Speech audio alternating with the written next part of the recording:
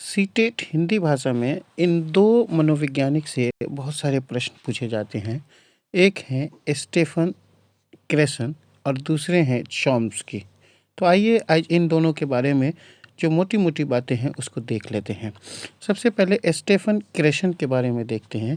ये तो हम लोग जानते हैं कि दोनों अमेरिकी भाषाविद थे और स्टीफन फ्रेशन ने अर्जन पे ही बात की। लेकिन इनका ये कहना था भाषा अर्जन मतलब भाषा अपने आप आती है लोगों में। लेकिन अर्जन में हम लोग देखे थे कि हम लोग वो उस भाषा की बात करते थे जो हमारी अपनी भाषा होती थी, मातृभाषा या क्षेत्रीय भाषा। लेकिन स्टीफन फ्रेशन ने कहा कि अर्जन हम लोग द्वितीय भाषा का भी अर्जन कर सकते हैं। मतलब द्वितीय भाषा के अधिकरण का इन्होंने सिद्धांत दिया या द्वितीय भाषा के अर्जन का सिद्धांत दिया। तो इनका कहना था कि द्वितीय भाषा को भी हम अर्जित कर सकते हैं। तो एक सबसे बड़ी बात यह है कि जैसे स्टीफन फ्रेशन आए द्वितीय भाषा अर्जन या द्वितीय भाषा अधिकरण आप उसका आंसर देंगे। दूसरी चीज़ है इसके लिए उन्होंने कुछ चीज़ों को बताए थे, जैसे बोधगम निवेश। इसके लिए उन्होंने इससे प्रश्न जो होता है मेनली यही दो चीज़ों से हो रहता है कि बोधगम निवेश। तो बोधगम निवेश क्या है? बोधगम निवेश का उन्होंने कहा कि हम बच्चों को ऐसा परिवेश देंगे जो उसकी एबिलिटी से ऊपर हो, भाषा सीखने में उससे ज़्यादा अच्छा परिवेश हो, जितना वो जान रहा है उससे अच्छा परिवेश उसे दिया जाए तो वो भी भाषा को अर्जित कर सकता है। और उसके लिए जो जो सामग्री चाहिए वो उसे मुहैया कराया जाए, उसी को हम लोग कहते हैं बोधगम निवेश। जैसे यहाँ देखिए, विकसित करने के लिए, समझ को विकसित करने के लिए उपयोग में लाए जाने वाली विभिन्न सामग्री को बोधगम निवेश कहते हैं। सीधा सा तात्पर्य है कि जितना बच्चा भाषा जान रहा है उससे अच्छा परिवेश देना और उसके लिए, उस परिवेश के लिए जिन चीज़ों को, जिन सामग्रियों की आवश्यकता है वो उसको मुहैया कराना, यही है बोधगम निवेश।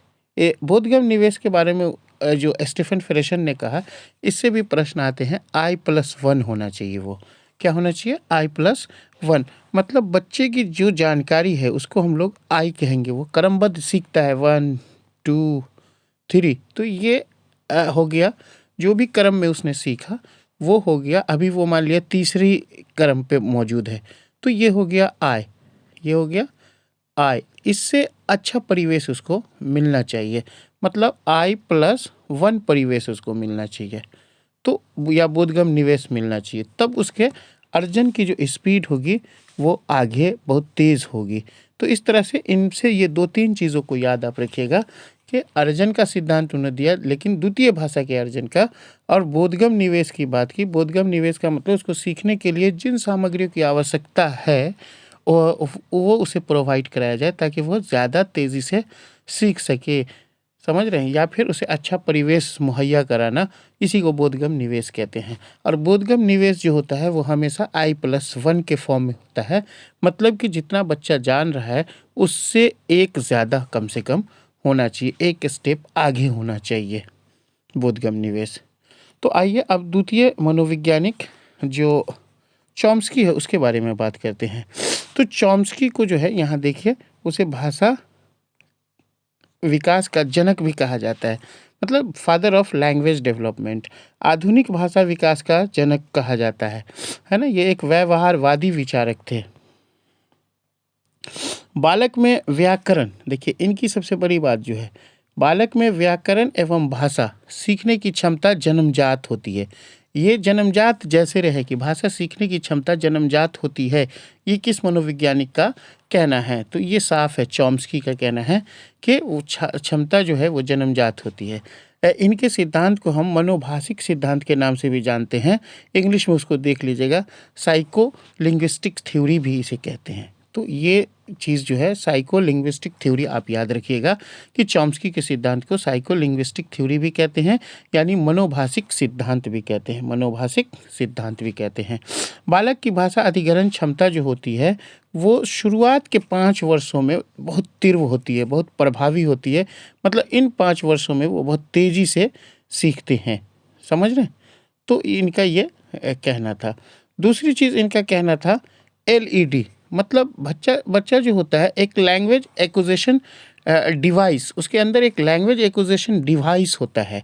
मतलब वो जो है ना बालक जो है ना भाषा अधिग्रहण यंत्र उसके अंदर होता है बच्चे के अंदर। मतलब ये प्राकृतिक रूप से सीखता है।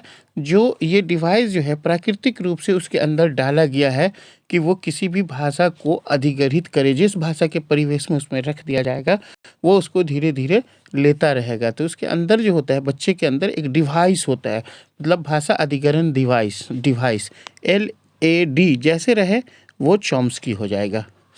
और ये हमारे दिमाग का एक भाग होता है। ये जो डिवाइस होता है वो बताया गया कि हमारे दिमाग का एक भाग होता है जो गॉड गिफ्टेड होता है।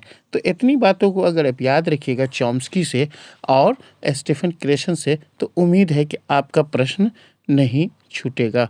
तो इसको आप याद रखें, देखें और इस चैनल को सब्सक्राइब करें, लाइक करें और दूसरे तक शेयर करें।